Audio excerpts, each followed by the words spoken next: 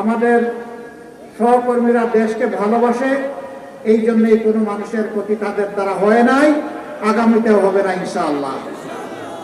কিন্তু আফসোস, আমরা অনেকেই মজলুম ছিলাম, শুধু জামাতে ইসলামী না, জাতীয়তাবাদী দল, আলিম ওলামা, অন্যান্য দল যারাই সরকারের বিপক্ষে ছিলেন তারাই মজলুম হয়েছে।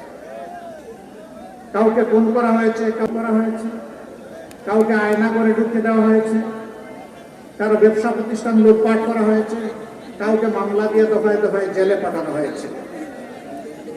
আমরা আশা করেছিলাম যেমনটা দেশকে ভালোবাসে আমরা দায়িত্ব নিয়েছি, আমরা পাহারা দেওয়া শুরু করেছিলাম বিভিন্ন ধর্মীয় প্রতিষ্ঠান, যে সমস্ত ঝুঁকিপূর্ণ স্থাপনা, সরকারি স্থাপনা, মানুষের বাড়িঘর, সবাই মিলে আমরা এই কাজটা করব দেশকে ভালোবাসি। কেউ কেউ করতে পারেন না, এটা তাদের ব্যাপার। যারা দেশকে ভালোবাসার প্রমাণ দিতে পেরেছেন, ইনশাআল্লাহ আগামী তাদের হাতে যদি দেশ আসে তাহলে ভালোবাসার একটা দেশ তৈরি করা সম্ভব।